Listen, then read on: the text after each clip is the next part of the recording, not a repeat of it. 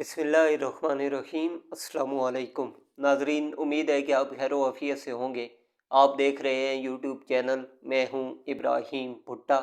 आपसे रिक्वेस्ट है कि चैनल को ज़रूर सब्सक्राइब करें, बेल आइकन को प्रेस करना मत भूलिएगा। वीडियो आपको पसंद आए तो वीडियो को लाइक और शेयर ज़रूर कीजिए और कमेंट सेक्शन में अपनी राय ज़रूर दीजिए। सबसे पहले तो हम बात करते हैं कि बुशरा बीबी साहिबा ने जो सऊदी अरब के बारे में बयान दिया था, उसके हवाले से वज़ीर आज़म शहबाज शरीफ साहब ने बात की है। उन्होंने कहा है कि बुशरा बीबी का सऊदी अरब से मुतल्लिक बयान सबसे बड़ी पाकिस्तान दुश्मनी है। कच्ची कैनाल की बहाली के इफ्तिताह के मौके पर मुनक्कदा तकरीब से खिताब करते हुए उन्होंने कहा कि सऊदी अरब पाकिस्तान का दोस्त और भाई मुल्क है। कोई हुकूमत हो, सऊदी अरब ने बिला तफरीक मावनत की है। सऊदी अरब ने माली, इक़्तिसादी और डिप्लोमेटिक मदद फराहम की है। सऊदी अरब ने जो मदद फराहम की इसकी कोई मिसाल नहीं। मदद के बावजूद सऊदी अरब ने कोई मुतालबा भी नहीं किया। वज़ीर आज़म साहब ने कहा कि कल जो बयान आया है, इससे बढ़कर पाकिस्तान से कोई दुश्मनी नहीं हो सकती। बदकिस्मती से ऐसे वाक़यात की रोश चल पड़ी है। सऊदी अरब ने हमेशा पाकिस्तान के लिए अपने दरवाजे खोले। मुझे कहा गया कि वज़ीर आज़म आप मंसूबे लाएं, हम इंतज़ार कर रहे हैं। जिस दोस्त का ये रवैया हो और उसके खिलाफ जहर उगला जाए तो वो क्या कहेंगे। दिल में अच्छे जज्बात के बजाय जहर आलूदा बयान दे रहे हैं। वज़ीर आज़म साहब ने कहा कि माशरे में ऐसा जहर घोल रहे हैं जिसका इनको अंदाज़ा नहीं। शाह अब्दुल्ला साहब ने नवाज शरीफ साहब का हाथ थाम कर कहा, पाकिस्तान हमारा सगा भाई है। कोई ऐसा हाथ जो पाक सऊदी तल्लुकात में रुकावट बनेगा, कौम इसे तोड़ देगी।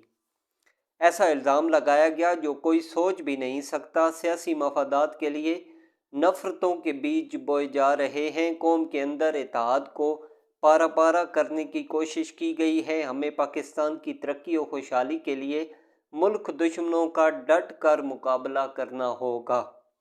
सऊदी अरब जैसे दोस्त के साथ पाकिस्तान के मफादात के साथ खेलने की इजाज़त नहीं देंगे। तो ये था वज़ीर आज़म साहब का खिताब जो उन्होंने बुशरा बीबी के बयान के हवाले से दिया। उसके अलावा पंजाब हुकूमत ने सूबा भर में 3 दिन के लिए दफ़ा 144 नाफिज कर दी है। तर्जमान महकमा दाखिला पंजाब के मुताबिक पंजाब में हर किस्म के एहतजाज, जलसे जुलूस, रैलियों, धरनों और ऐसी तमाम सरगर्मियों पर पाबंदी आयद कर दी गई है। पाबंदी का इतलाक हफ्ता 23 नवंबर से सोमवार 25 नवंबर तक होगा। काबीना कमेटी बराए अमन व अमान के 18वीं इजलास में दफ़ा 144 के नफाज की सिफारिश की गई थी। तर्जमान के मुताबिक दफ़ा 144 के नफाज का फ़ैसला अमन व अमान के क़याम, इंसानी जानों और इमलाक के तहफ़्फ़ुज़ के लिए किया गया है। सिक्योरिटी ख़तरात के पेश नज़र कोई भी अवामी जुलूस दहशत गर्दों के लिए सॉफ्ट टारगेट हो सकता है। तर्जमान महकमा दाखिला के मुताबिक शरपसंद अनासिर अवामी इज्तिमा की आड़ में रियासत मुखालिफ सरगर्मियों से अपने मज़मूम मकासद हासिल कर सकते हैं। महकमा दाखिला पंजाब ने सूबा भर में दफ़ा 144 के नफाज का नोटिफिकेशन भी जारी कर दिया है। उसके अलावा मोटरवे भी बंद रखने का फ़ैसला किया गया है। मोटरवे पुलिस की जानिब से जारी एलामिया के मुताबिक M1 मोटरवे पेशावर से इस्लामाबाद रात 8 बजे से बंद हो गई हैं। M2 मोटरवे लाहौर से इस्लामाबाद रात 8 बजे से बंद हो गई हैं। इसी तरह M3 लाहौर से अब्दुल हकीम, M4 पिंडी भटिया से मुल्तान तक बंद होगी। M11 सियालकोट से लाहौर, M14 DI खान से हकला तक बंद होगी। एलामिया में मज़ीद कहा गया है कि तमाम मोटरवे तामीराती काम की वजह से बंद हो रही हैं। उसके अलावा army chief general Syed Asim Munir साहब ने कहा है कि दुश्मन अनासिर के मज़मूम अज़ाइम को नाकाम बनाना औलियन तरजीह है। Army chief general Syed Asim Munir صاحب نے کہا کہ مربوط اور مضبوط آپریشن کے ذریعے پاک فوج قانون نافذ کرنے والے اداروں کے ساتھ مل کر امن کے دشمنوں کا تعاقب جاری رکھے گی تاکہ دیر پا استحکام اور سلامتی کو یقینی بنایا جا سکے۔ ISPR کے مطابق آرمی چیف صاحب نے کل دورہ پشاور 19 نومبر کو منعقدہ نیشنل ایپیکس کمیٹی کے اجلاس کے تسلسل اور جلد منعقد ہونے والی صوبائی ایپیکس کمیٹی کے اجلاس کی تیاری کے طور پر کیا۔ آرمی چیف صاحب کو موجودہ سیکورٹی صورتحال اور علاقے میں جاری انسداد دہشت گردی آپریشن کی پیش رفت پر تفصیلی بریفنگ دی گئی۔ بریفنگ میں وزیر اعلیٰ خیبر پختونخوا اور فیلڈ کمانڈرز بھی موجود تھے۔ دورے کے دوران آرمی چیف صاحب نے کہا کہ مسلح افواج کی قربانیاں وطن کے لیے متاثر کن اور غیر متزلزل لگن کی بنیاد ہیں۔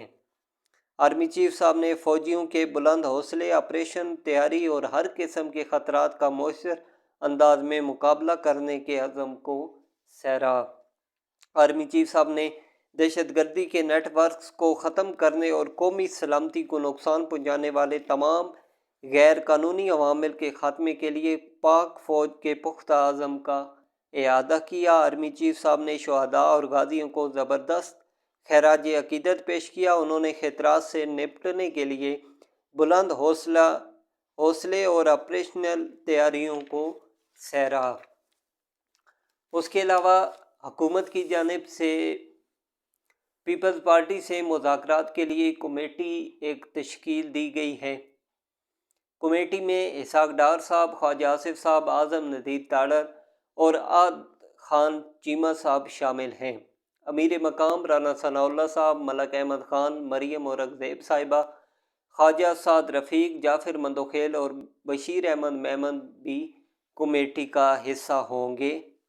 وزیر اعظم شہباز شریف صاحب نے کمیٹی کو پیپلز پارٹی کے ساتھ مشاورت کی ذمہ داری سونپ دی۔ کمیٹی کو مشاورت کے بعد سیاسی تعاون اور مسائل کے حل کی ذمہ داری بھی سونپ دی گئی ہے۔ کمیٹی پیپلز پارٹی کے ساتھ بات چیت سے آئندہ کا لائحہ عمل طے کرے گی۔ اس کے علاوہ 9 مئی کیس کے پہلے 10 مجرمان کو انسداد دہشت گردی کی عدالت نے سزائیں سنا دیں۔ ذرائع کا کہنا ہے کہ سزا یافتہ مجرمان میں پاکستان کے مختلف شہروں میں مقیم 4 افغان شہری بھی شامل ہیں۔ مجرمان کی سزا میں 6 سال تک قید اور جرمانہ شامل ہے۔ نامزد ملزمان میں سے ایک کو بعد از تفتیش بری کر دیا گیا۔ 6 روپوش مجرمان کے ناقابل ضمانت وارنٹ گرفتاری جاری کیے گئے ہیں۔ روپوش مجرمان کو گرفتار ہوتے ہی عدالت میں پیش کرنے کا حکم دیا گیا ہے۔ اس کے بعد پی ٹی آئی کی مرکزی قیادت کی اکثریت نے خود کو بشریٰ بی بی کے بیان سے الگ کرنے کا فیصلہ کیا ہے۔ ذرائع کا کہنا ہے کہ بشریٰ بی بی کو کسی بھی معاملے سے پہلے بانی پی ٹی آئی یا پارٹی سے مشاورت کا کہہ دیا گیا ہے۔ 24 نومبر کے احتجاج میں بشریٰ بی بی حصہ ہوں گی مگر کردار مرکزی نوعیت کا نہیں ہوگا۔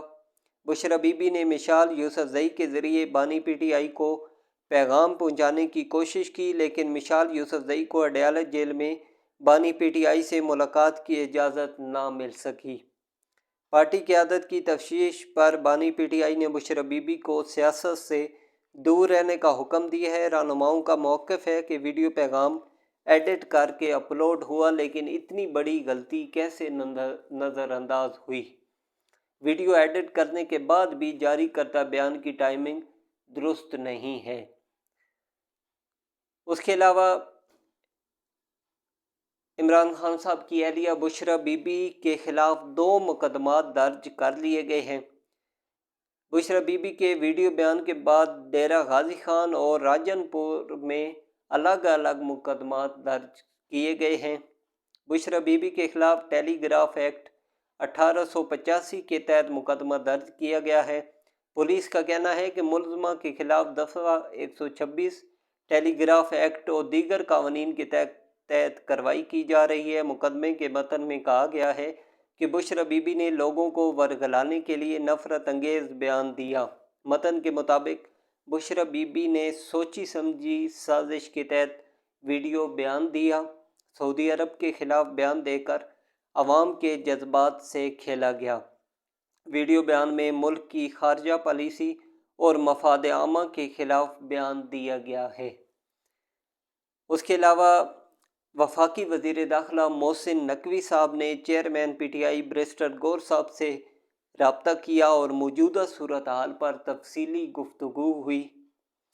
وزیر داخلہ نے چیئرمین پی ٹی آئی کو اسلام آباد ہائی کورٹ کے حکم کے بعد کی صورتحال سے آگاہ کیا۔ محسن نقوی صاحب نے کہا کہ ہم عدالتی حکم کے پابند ہیں، کسی جلوس، دھرنے یا ریلی کی اجازت نہیں دے سکتے۔ وزیر داخلہ نے بیلاروس کے صدر کی قیادت میں اعلیٰ سطح کے 80 رکنی وفد کی مصروفیات و تفصیلات سے بھی آگاہ کیا۔ انہوں نے کہا کہ بیلاروس کا اعلیٰ سطح کا وفد 24 نومبر کو اسلام آباد پہنچ رہا ہے۔ بیلاروس کے صدر 25 نومبر کو پاکستان پہنچیں گے۔ بیرسٹر گور صاحب نے وزیر داخلہ محسن نقوی صاحب سے کہا کہ پارٹی مشاورت کے بعد آپ کو حتمی رائے سے آگاہ کروں گا۔ تو اگلی ویڈیو میں آپ سے دوبارہ ملاقات ہوگی۔ اجازت دیجیے، اپنا خیال رکھیے گا۔ اللہ حافظ۔